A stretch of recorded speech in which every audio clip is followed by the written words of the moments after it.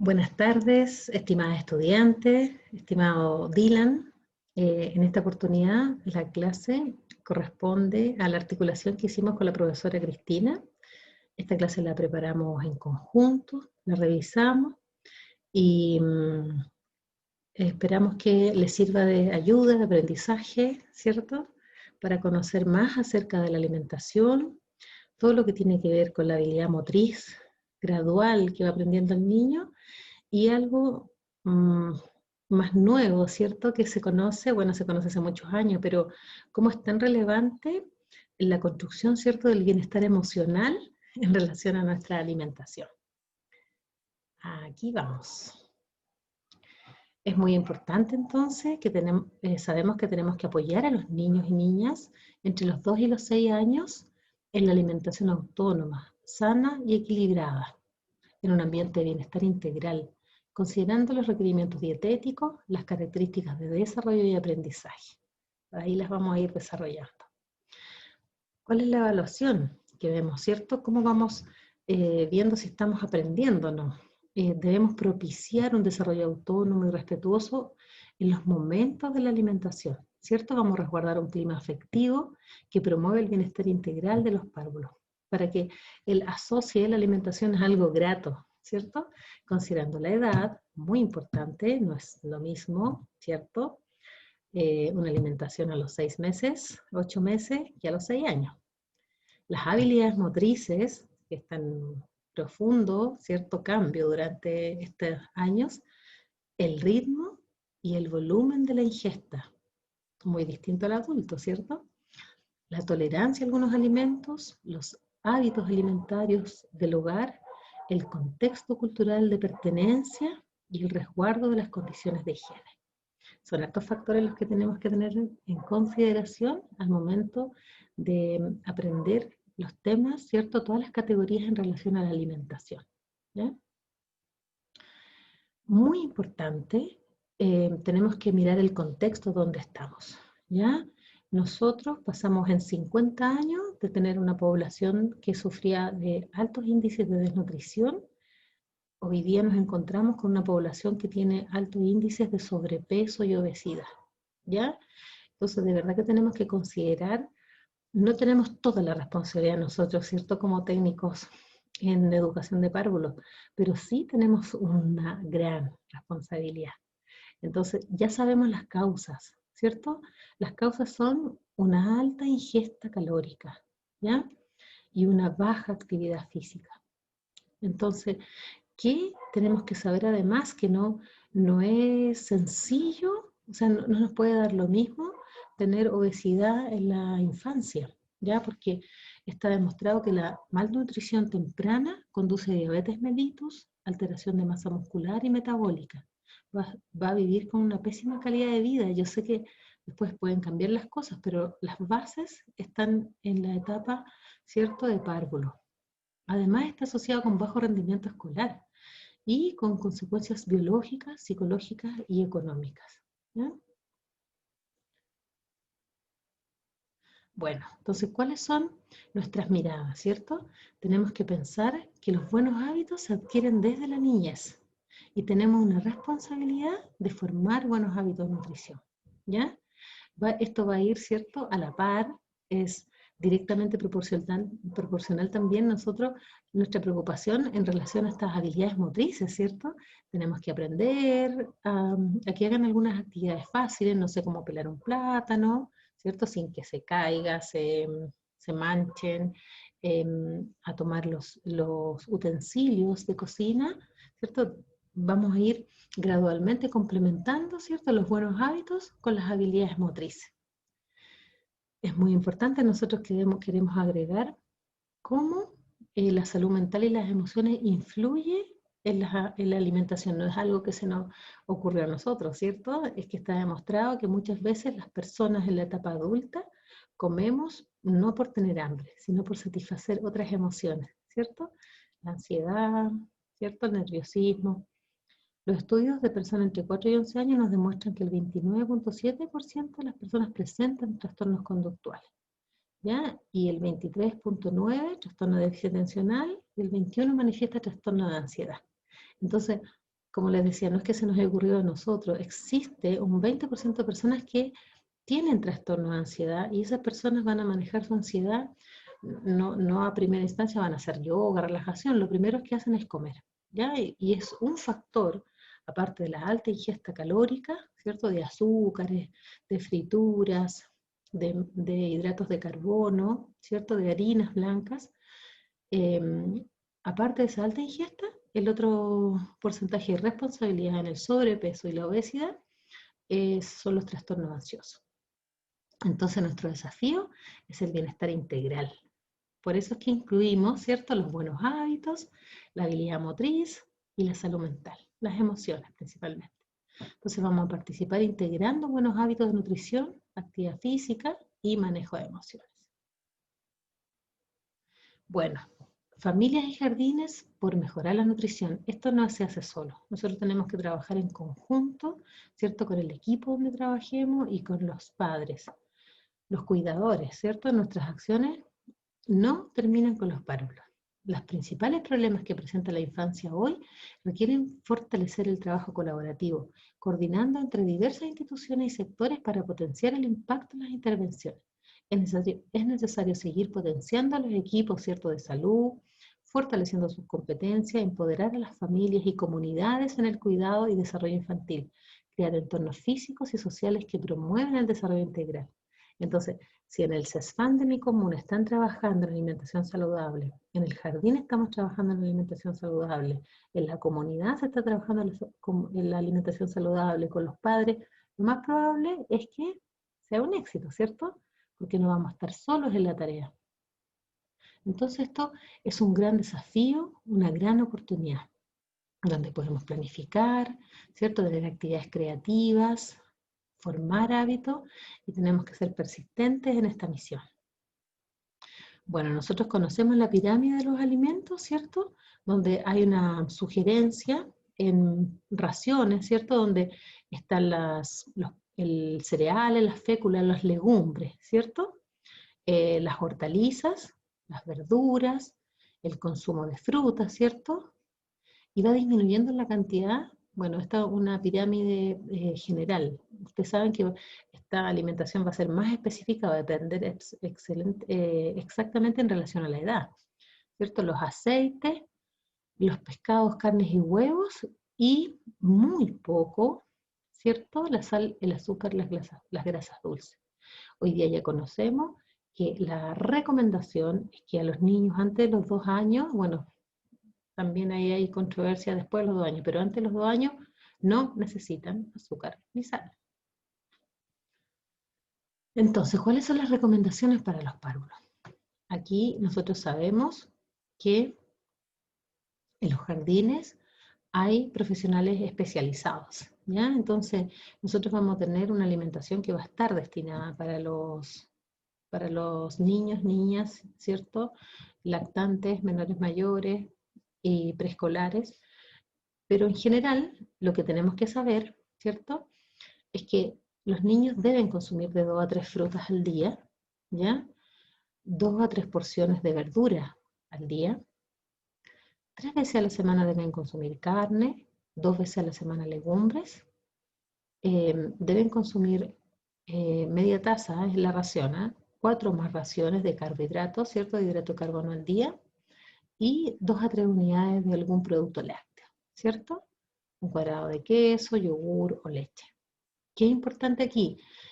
Está el especialista en nutrición, el que nos va a decir, ¿cierto?, cómo parte la nutrición desde los 6 meses, gradualmente, complementaria, ¿cierto?, con la lactancia materna.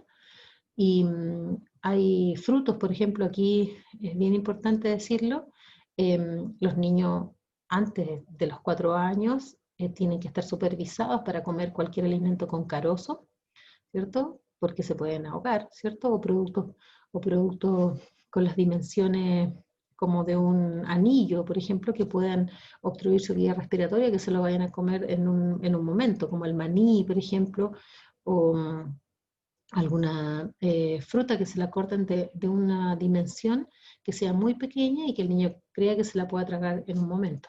Entonces, tenemos que tener presente que la vía aérea, o sea, el glotis, al pasar la faringe y la laringe tiene como una dimensión, una circunferencia así, entonces yo no puedo darle de una vez esos productos tan pequeños, tengo que estar supervisando la alimentación, ¿ya? Y nosotros podemos preguntar, ¿cierto?, a la nutricionista, a la persona que está ahí destinada a la alimentación.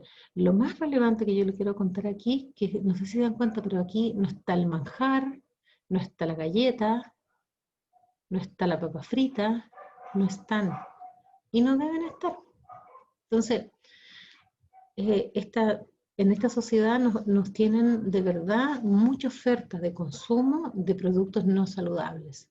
Entonces nosotros tenemos que ocupar, ¿cierto?, racionalizar y tenemos que ocupar nuestro conocimiento para darnos cuenta que tenemos que priorizar la alimentación saludable y hacerla un hábito, no algo como que, y un disfrute además, porque sé que me estoy cuidando, tengo un buen autoconcepto de mí mismo, me quiero, ¿cierto? Y por eso me alimento bien. Entonces, eso tenemos que conocer, tenemos que transmitirlo desde muy pequeño. La alimentación siempre está planificada, ¿cierto? En los jardines, está por horario, la hidratación, la leche, vamos a registrar la hidratación. Tenemos que tener presente, ¿cierto?, lo que les comentaba recién, cualquier alimento que tenga algún riesgo, muy pequeño, semillas, carozo, deben ser supervisados, ¿cierto?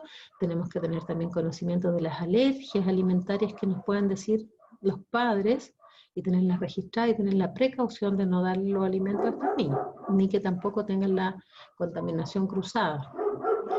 Nuestro trabajo, como decía, no termina en el jardín, debemos complementar y comunicarnos con la familia, tenemos que hacer recomendaciones para el fin de semana, podemos darle una cartilla de alimentación saludable, ¿cierto? Podemos hacerle una cartilla de un cumpleaños saludable, incluir ideas de colaciones, ¿cierto? Los huevos duros, los lácteos, las frutas. Hay un punto muy importante y es que nosotros tenemos que saber que las mujeres tenemos el 60% de agua en nuestro cuerpo y los hombres tienen el 70% de agua, ¿ya? Entonces la hidratación es prioritaria y a veces no le damos la importancia que necesita, ¿ya? Ella nos ayuda para que todas las funciones de nuestro cuerpo estén en óptimo estado.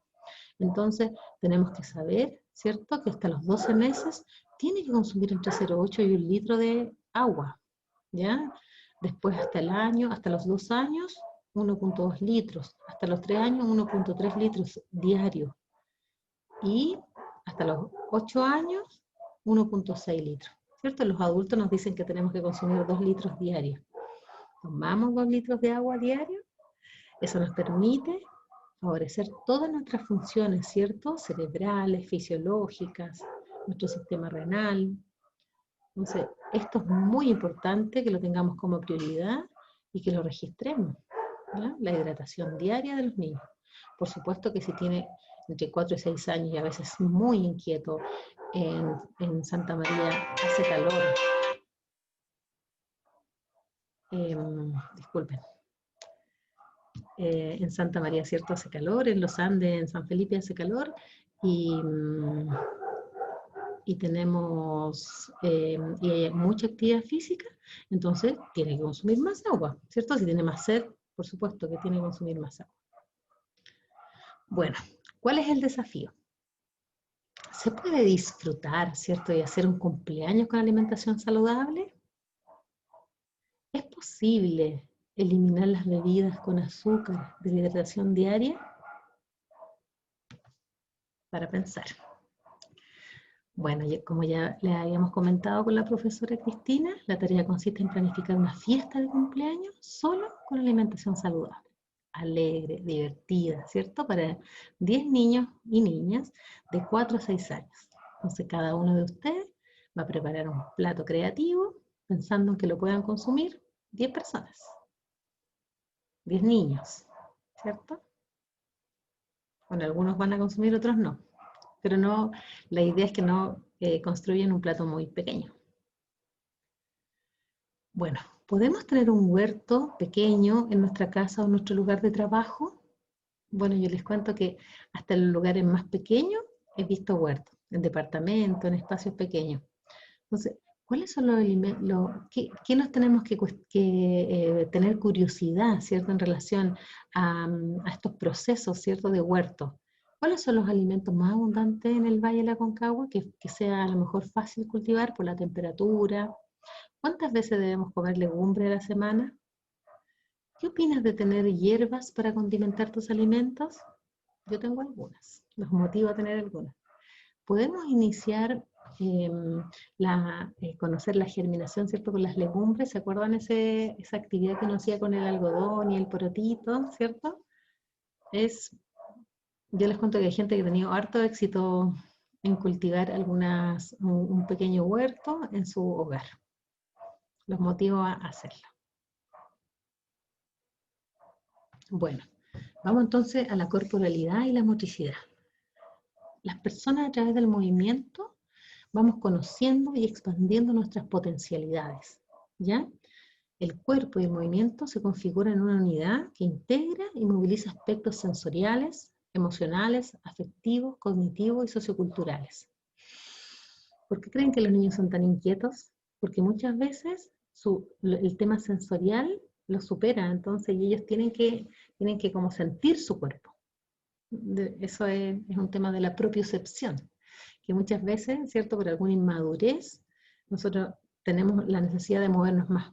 Entonces, por eso es que es un desafío cuidar a un niño más inquieto, pero ahí está la individualidad. La toma de conciencia progresiva del propio cuerpo y sus potencialidades es un proceso que requiere de la observación del adulto para identificar y ofrecer experiencias, ¿cierto?, en forma oportuna. Ahí estamos nosotros. Otorgar tiempo suficiente para el desarrollo, seleccionar los recursos más pertinentes y así potenciar el descubrimiento cotidiano de sus avances. Entonces, aquí, ¿qué tenemos que pensar? Todos los utensilios que yo puedo ocupar para que lo ocupe después, yo los puedo hacer con juego, ¿cierto? Ocupar todos los utensilios de comida, que no tenga riesgo, por supuesto, de plástico, con bordes romo, para poder entrenar, ¿cierto? Yo voy a ofrecer la experiencia desde pequeños.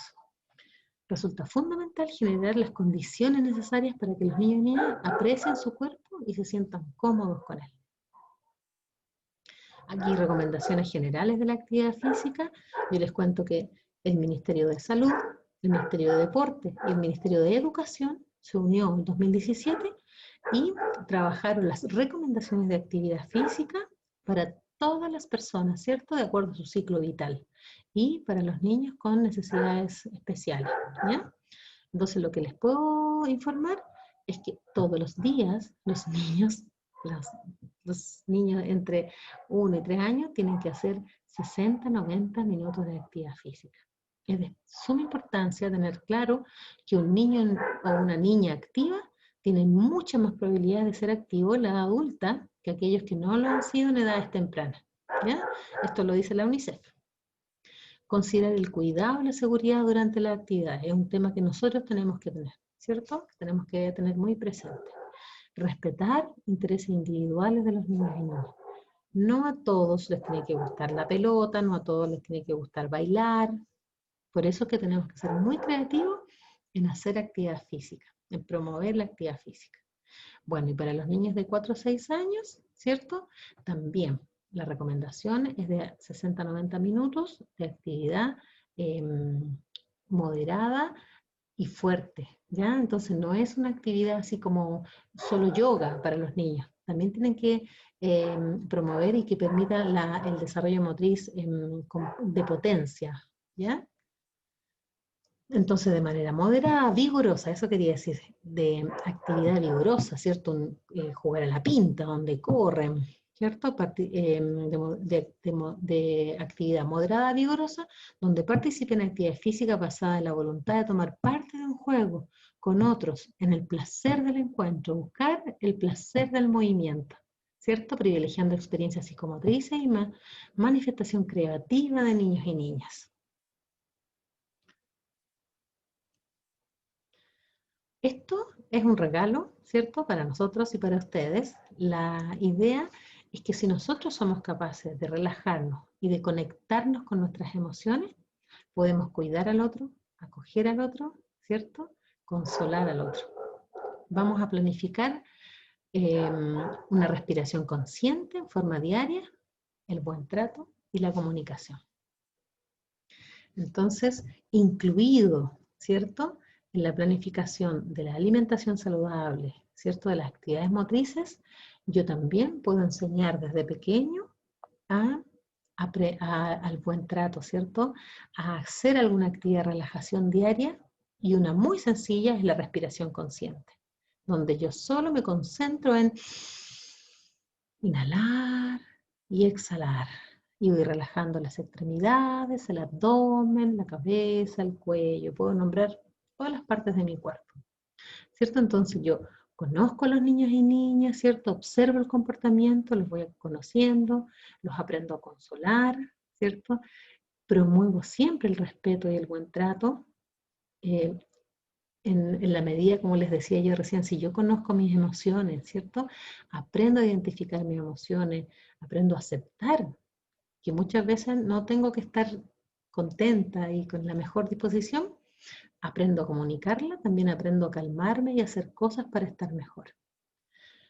Cuando yo veo a los niños demasiado inquietos, con demasiada ansiedad para comer, yo tengo que derivarlos al equipo psicopedagógico de la institución, al especialista.